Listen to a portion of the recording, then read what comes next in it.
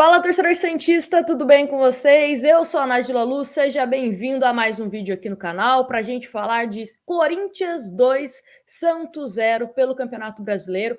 Como isso impactou em relação à tabela de classificação, né? Esse jogo, o próximo jogo do Santos contra o Fortaleza, virou mais uma decisão que nós temos aí contra a luta do rebaixamento. Vamos colocar também a tabela, né? Como ficou.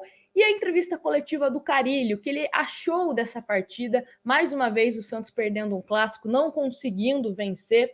Vamos falar sobre isso, alguns erros também, principalmente na escalação que eu vou apontar. Mas antes da entrevista coletiva do Carille, vamos colocar aqui a tabela de classificação do Brasileiro. O Santos perdeu uma posição, estava em 11º, caiu para 12º, principalmente com o empate de Cuiabá e Bahia, né, que empataram sem gols. E aí o Santos se encontra com 42 pontos. Logo atrás tem o Atlético Paranaense, que não jogou, né? Foi campeão da Sul-Americana, então não jogou no Campeonato Brasileiro. Não jogou o São Paulo. Inclusive, o jogo atrasado, digamos assim, vai acontecer, se eu não me engano, amanhã, entre Atlético Paranaense e São Paulo. Aí tem o Atlético Goianiense, que está a 5 jogos sem conseguir vitórias. Temos o Juventude, que está com 39 pontos na 16ª colocação, né? É o primeiro time fora da zona de rebaixamento. Aí, quem está na zona é o Bahia, com 37, Grêmio, 35, Grêmio que vem de 2 vitórias consecutivas, Sport, 33 pontos e Chapecoense com 15. Mas eu quero alertar para vocês alguns jogos aqui que vão acontecer e que é importante a gente ficar de olho. Deixa eu colocar aqui nas partidas. Temos esse jogo entre Atlético Goianiense e Juventude, lá da rodada 30, que acontece amanhã, terça-feira. Aí temos o jogo da rodada número 2, que acontece amanhã também, Grêmio e Flamengo, provavelmente um Flamengo com um time misto ou 100% reserva, mas nós santistas, né, esperamos que o Flamengo jogue com a mesma postura que jogou contra o Corinthians, onde eles venceram por 1-0, mesmo com um time, né, com bastante desfalques. E aí temos aqui a rodada 35, né, Palmeiras e Atlético Mineiro, mas não interfere muito na gente. A rodada 34, que é essa que passou, São Paulo e Atlético Paranaense, que também se enfrentam. E aí, a rodada 35, poucos times, né, jogam essa rodada 35, Santos e Fortaleza, que é uma decisão para a gente. Ceará e Corinthians também é interessante, né, principalmente em relação ao Ceará, a gente ficar de olho. Então, essa é a rodada 35 e a rodada 36 tem jogos interessantes. Bahia e Grêmio é um jogo totalmente direto. Chape e Atlético Goianiense, como eu falei, também tá de mal a pior aí no Brasileiro. Sport e São Paulo, né? São Paulo e Sport é um jogo direto. Enfim, são alguns jogos. E Santos e Inter, né? Inter e Santos que se enfrentam. Então são jogos aí diretos rumo a permanecer na primeira divisão. Então é aquilo, né? O Santos cumprir com o seu dever de casa, que é vencer o Fortaleza, mas principalmente dando essa secadinha. Dito isso, vamos então para a entrevista coletiva do técnico Carille. Depois voltamos aqui com algumas pontuações sobre esse jogo do Santos. Eu queria que você explicasse qual foi a proposta de jogo que você implementou, que você pediu para os jogadores no começo da partida e o que não deu certo no segundo tempo. Obrigado. Boa noite. A ideia era trabalhar corredores, tirar a bola de um lado para o outro. A gente não conseguiu fazer isso, principalmente por questões de erro de passe. Isso foi algo que foi um pouquinho determinante. No final do primeiro tempo, a gente consegue dar uma melhorada, consegue rodar mais a bola no campo do Corinthians. Mas faltou um pouquinho assim, de acreditar, faltou um pouquinho de encarar, né, de igual para igual o Corinthians aqui no estádio e ganhou quem foi melhor em campo. Tudo bem, boa noite. Hoje você não teve à disposição, visto por muitas pessoas, o melhor jogador do seu elenco foi o Marinho. Quando um jogador desse nível acaba fazendo falta num jogo decisivo como esse? O Marinho é uma referência, né, um jogador que mesmo não fazendo gols na maioria dos jogos que eu dirigi, era um cara que lutou dentro de campo, que tem personalidade, que fez 2 gols nos últimos jogos. E é claro que a gente sente, né? Então, Graças a Deus, os exames não mostraram que era nada sério, uma pequena dor, e espero que amanhã ele já esteja treinando para que quinta-feira esteja à disposição.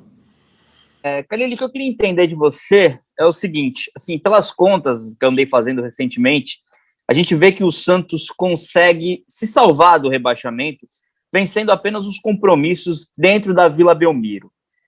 Isso, de alguma forma, influencia, pesa, para que o Santos tenha uma postura tão diferente das que tem em casa, nas partidas que faz fora de casa? Como foi hoje?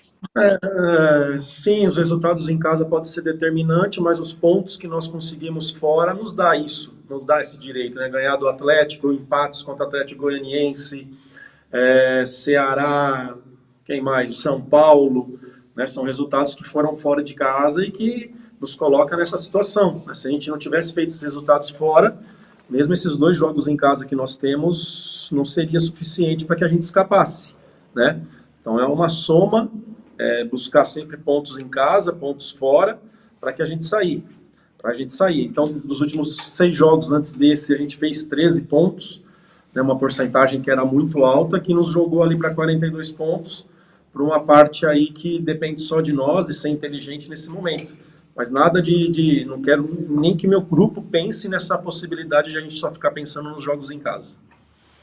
Mais uma vez, tenho certeza que o torcedor de Santos ficou muito preocupado com aquilo que a equipe não conseguiu produzir, como foi contra o Atlético Goianiense, que o time não conseguiu chutar uma bola no gol. Hoje, o time conseguiu chutar uma bola no alvo, já nos acréscimos. Naquele dia, você me disse que realmente faltou a equipe trabalhar a bola no meio-campo. O Santos não teve a bola hoje. O Santos deu a bola ao Corinthians. Essa é uma dificuldade que você tem que trabalhar. O que falta para o Santos conseguir criar, principalmente longe da Vila, Carille? É isso, ficar mais com a bola, trocar mais passe, fazer 2 toques, aproximar, triangulações, para que a gente possa agredir mais o adversário. Faltou hoje outra vez, nós sabemos das nossas dificuldades, das nossas limitações, temos que trabalhar em cima disso, reta final aí que a gente não tem que lamentar e trabalhar para esses 4 jogos finais que faltam. Primeiro, em relação ao Raniel, né? De todas as vezes que nós vimos o Raniel em campo, a gente, ao menos, eu posso dizer por mim, né? Mas a gente ouve muito torcedor, a gente não consegue ver o Raniel ter uma entrega dentro de campo que se diga assim, não, esse cara tá merecendo entrar ou ele pode mudar o jogo. Hoje, mais uma vez, ele veio para o jogo, você tinha o Marcos Leonardo à sua disposição, queria que você pudesse explicar, por favor, o porquê do Raniel hoje, qual era a sua ideia quando ele entrou. E a sensação que nós ficamos na segunda pergunta é que os jogadores, talvez mais novos, sentiram estar num estádio com 40 mil pessoas, os jogadores teriam tremido.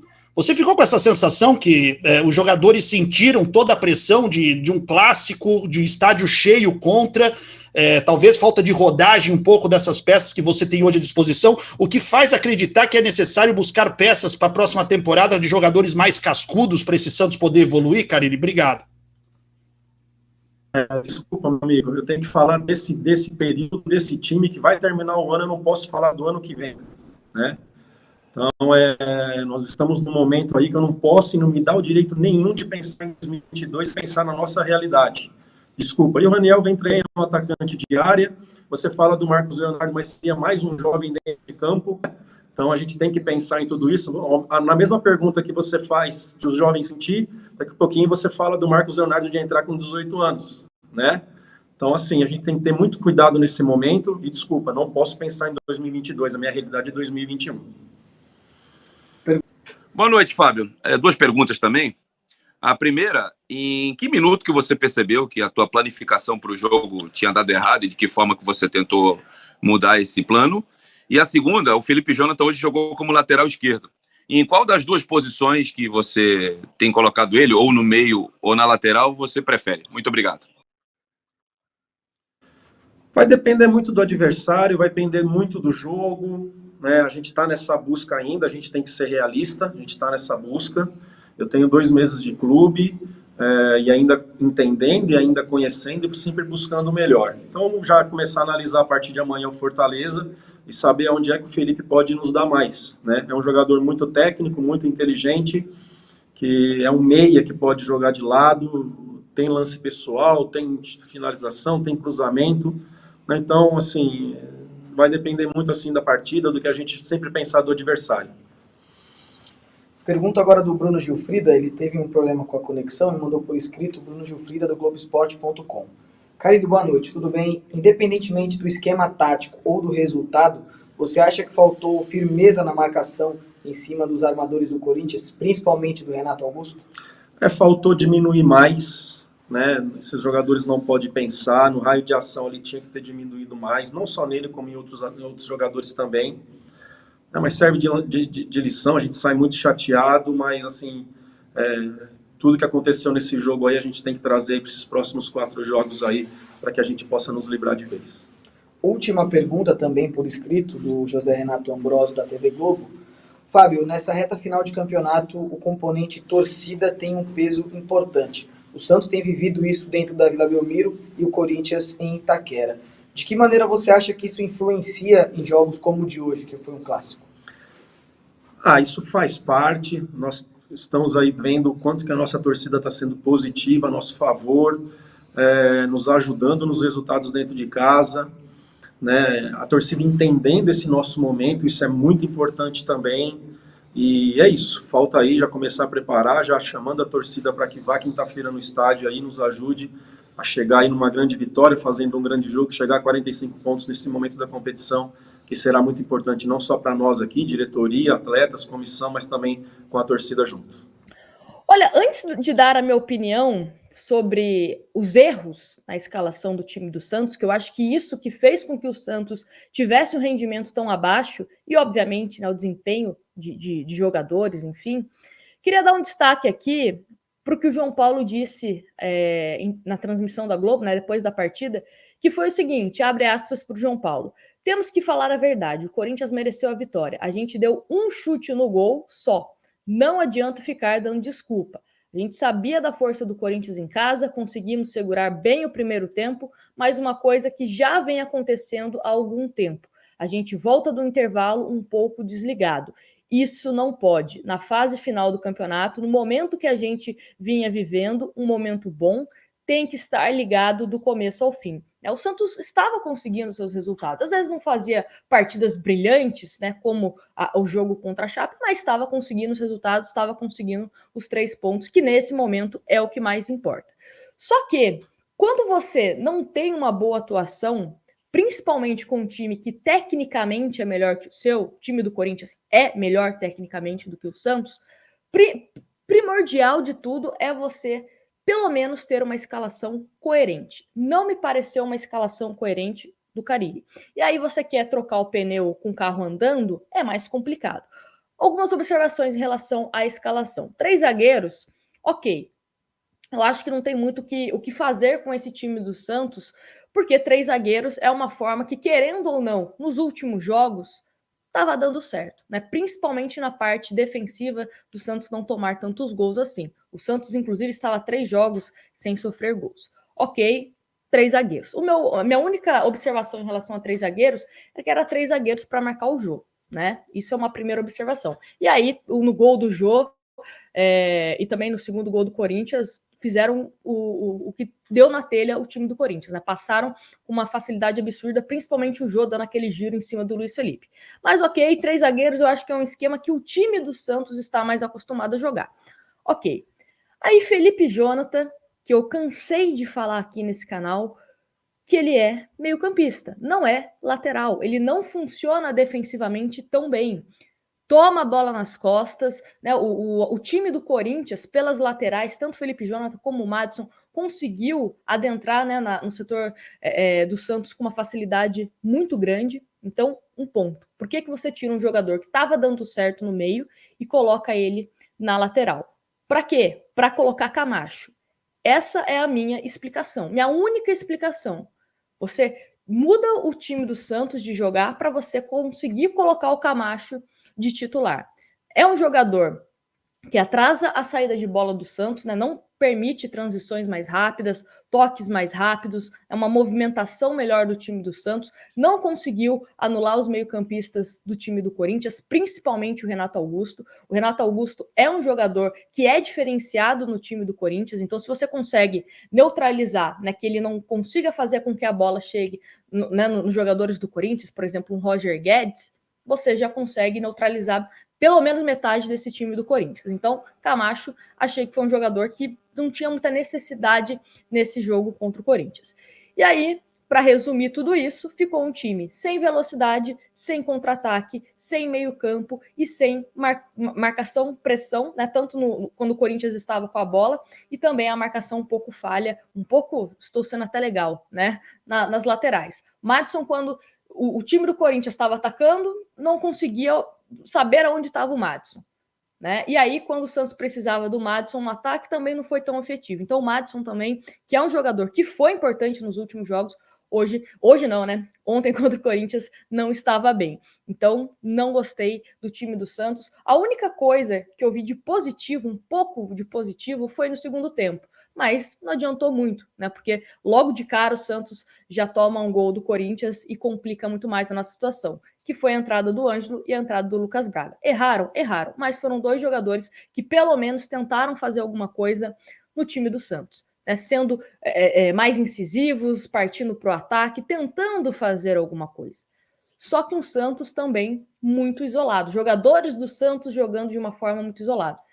Marcos Guilherme pegava a bola, não tinha opção. Chegava a 3 do Corinthians na marcação. O Ângelo pegava a bola, não tinha opção. Lucas Braga com a bola, também não tinha opção. Então o Santos jogando muito espaçado. Parecia que o gramado, né, que o campo, quando o Santos estava com a bola, era maior de quando o Corinthians estava com a bola. Era essa sensação que eu tinha. E isso me incomoda muito, né? Até mesmo o João Paulo falou, a forma como o Santos entra desligado no segundo tempo. O Santos entrou desligado no primeiro e no segundo tempo.